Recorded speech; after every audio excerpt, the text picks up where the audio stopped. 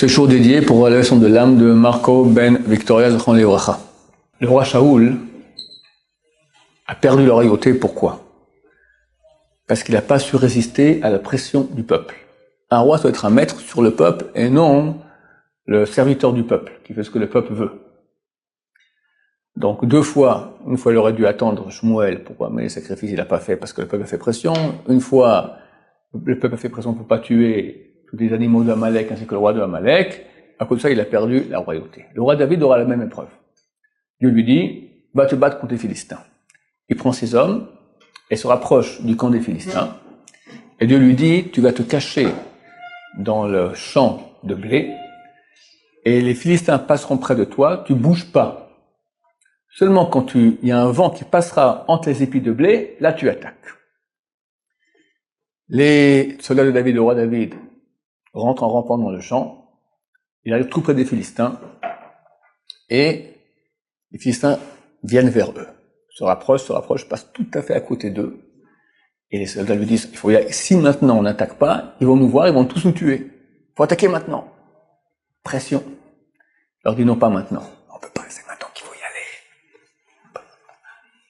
Et à un moment après, quelques longues minutes, tout à coup, le vent commence à bouger dans les épis, et là, le roi David se lève, hop, et Baruch Hashem, ils ont réussi à tuer tous les Philistins.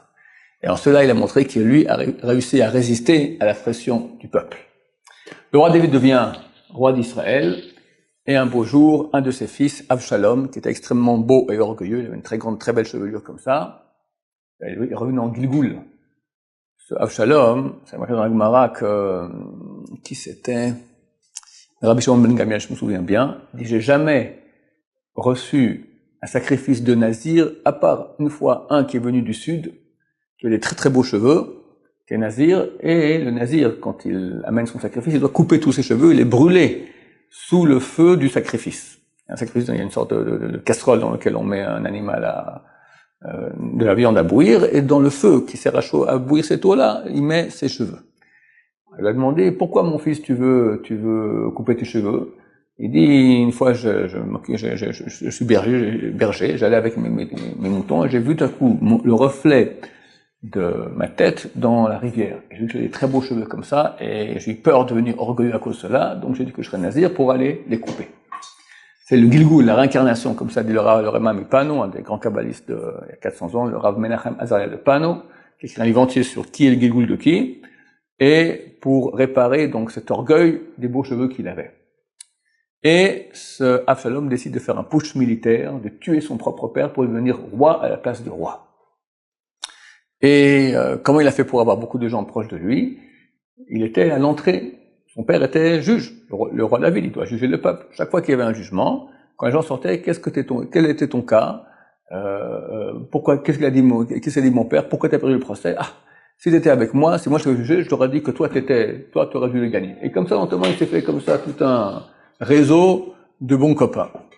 Et il fait un putsch militaire et il monte avec ses soldats pour aller tuer le roi David. Le roi David fuit de la ville de Jérusalem, toute sa famille, etc.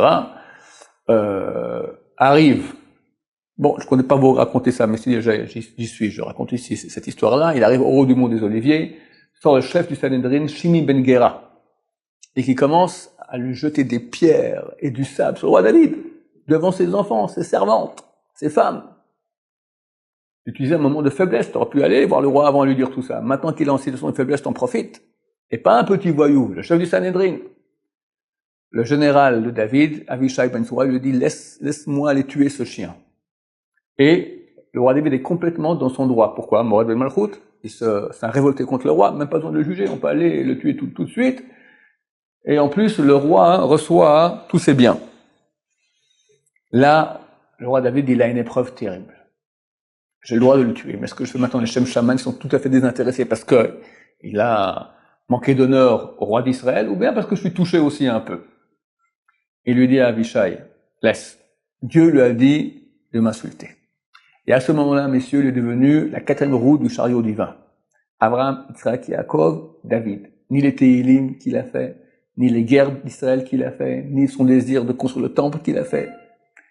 Quand quelqu'un est venu, lui a fait du mal, il a compris, ça vient d'Hachem, j'ai rien à faire avec lui. C'est pas mon job d'aller maintenant me venger. J'ai rien à faire avec lui. Il a envoyé de Dieu. La grandeur du roi David. Donc, le roi David fuit et décide de faire de la Avodah Zarah. Il dit à son ami Hushai Arki, amène-moi une idole, je vais faire en public maintenant de la Avodah Zarah, de l'idolâtrie. Mais pourquoi? Pourquoi? Il dit, t'imagines le Chilul Hashem, la profanation du nom de Dieu. Les gens croient que je suis un tzaddik. Les gens croient que je suis un homme qui a la crainte de Dieu. Je fais les tilim, etc. Et ils voient que mon fils fait maintenant un push militaire contre moi. Ils vont dire, où est la main de Dieu? Dieu, il n'est pas juste. Comment un tzaddik comme le roi David, il mérite une chose pareille? Je vais faire Avodah Zarah. Et par cela, je perds peut-être même mon olam haba. Mais au moins, il y aura moins de Chilul Hashem. Moi, ce que je veux maintenant, c'est je suis un amoureux de Dieu. Je veux pas que les gens disent que Dieu n'est pas droit. Complètement fou. Hushai Arki lui dit, pas besoin, t'as de la chance. Pourquoi? Qui est la mère d'Avshalom? C'est une Yefat Toar. C'est quoi une Yefat Toar? La Torah dans Parashat Kitetse dit, quand tu partiras en guerre, tu verras dans le combat une belle femme, pas juive. Alors, tu peux la prendre chez toi à la maison. Pendant 1 mois, t'as pas le droit de la toucher. Et après, si tu veux, tu peux te marier avec elle. Comment c'est que la Torah a autorisé une chose pareille? Pour pas, c'était trop dur dans le combat de dire aux gens, t'auras rien du tout. Alors, au lieu qu'il aille faire des actes interdits, violés, etc., on lui dit, prends la façon permise. 1 mois chez toi à la maison, après tu la convertis, tu la maries, et c'est bon. Juste après, dans la Torah, Parashat Kitetse, on parle de Ben Soré Omoré. Un enfant révolté contre ses parents. Qui les vole, etc., des choses terribles. Alors on dit pourquoi c'est collé l'un à l'autre? Pour te dire, c'est vrai que la Torah autorisé une Yefat Torah, une femme comme ça, que tu prends, t'as été en bas, tête et du coup, la Miss Monde là-bas, tu l'as prise, t'as le droit. Mais l'enfant qu'elle aura, ça sera révolté.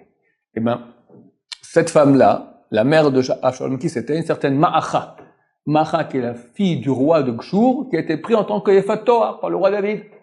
Donc, t'as pas besoin maintenant d'aller faire Avodah Zarah pour que les gens ne croient pas que Dieu est juste. Ils comprennent très bien que c'est parce que cette femme-là, c'est une Yefat Torah, comme c'est marqué dans la Torah. À cause de cela, il a fait ce push militaire. À ce moment, le roi David écrit un Mizmor. Mizmor le David, Bevocho, Mipne Avshalom Beno. Mizmor, chant de louange à Hachem de David quand il fuit de son fils Avshalom. Chaza pose la question, pourquoi un chant? Tu aurais dû faire maintenant une kina, une lamentation de David, t'es poursuivi par ton fils. Il dit non, Baruch Hashem, que c'est ce fils-là, parmi tous mes enfants, qui a fait le putsch militaire, celui qu'on pourra dire parce que sa mère est une Yefat Torah, et pas dire que Dieu a fait un acte qui était injuste. Un beau jour, le roi David dit au prophète Nathan, regarde, je vis dans un palais en pierre, un palais fastueux et grand, alors que le tabernacle est dans une tente. Ça va pas.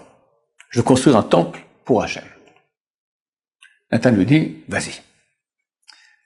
Le même soir, Dieu vient à Nathan lui dit, non, je veux pas que ce soit le roi David qui construit le temple, ça sera son fils Shlomo.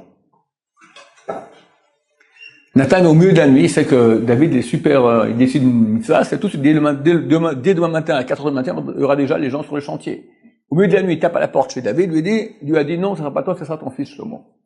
Mais déjà, le bruit court que le roi David voulait construire le temple, mais Dieu lui a dit non, ce sera pas toi, ce sera ton fils Shlomo. Les ennemis de David, très nombreux qu'il avait, ils commencent à faire une manif en bas de chez David. Ils disent, nous on t'aime beaucoup David. Mais pourquoi maintenant, à cause de toi, on devrait ne pas avoir le temple? Quelque part, tant que tu es vivant, alors on veut un temple. Il écrit un Mizmor. Shir Ma'alot David Samarti Bomrim li Bet Hashem Nelech. De nouveau, une louange à Hashem. Je suis heureux d'entendre que les gens veulent aller au temple. Ça vaut la peine. Si maintenant il faut que je meure pour que les gens aillent au temple, je suis d'accord. Ma vie, qu'est-ce qu'elle vaut? Elle vaut rien. Si maintenant on peut faire qu'il y ait un temple pour Hachem, ça passe avant tout. Que le mérite du roi David, qui est né et qui est mort le jour de Shavuot, vous savez comment il est mort? C'est connu, je vous raconte l'histoire. Il a demandé à Hachem, dis-moi quand je vais mourir. Hachem lui a dit, je ne peux pas dévoiler cela. Alors il dit, ok, dis-moi au moins quel jour de la semaine. Il dit, je te dis, Shabbat, un jour de Shabbat. Que fait le roi David? Tous les Shabbats, il fait la veille de Shavuot, sans le sommeil du lendemain. 25 heures, Torah non-stop. Torah non-stop. Vient le Shabbat, où l'ange de la mort doit prendre l'âme de David, et voilà, je ne peux pas le toucher, c'est plein de Torah partout. Tant qu'il lit la Torah, il est branché à l'arbre de la vie, impossible de le tuer. Que fait l'ange de la mort? Il commence à bouger des arbres du jardin de David. Comme ça. On dit, qu'est-ce qui se passe là? C'est peut-être des enfants qui sont en train de faire des histoires, et continue à parler des vrais Torah. Il sort, il va sur l'escalier, et là, il glisse sur l'escalier, une seconde, il a arrêté de dire des paroles de Torah, tic, à ce moment-là, l'ange de la mort lui a pris son âme. Que son mérite nous revienne. En cette fête de Shavuot, il est bien de lire tout le livre de Tehillim, parce que c'est lui qui donc a écrit le roi David qui a écrit les livres de Tehillim. C'est le jour de sa naissance ou c'est le jour de son décès. Que très rapidement, ils reviennent parmi nous, comme dit le Or HaChaim HaKadosh, c'est l'âme de Moshe et l'âme de David, les deux réunis qui reviennent chez le Mashiach. Qu'ils soient très rapidement parmi nous, Berachamim, Amen.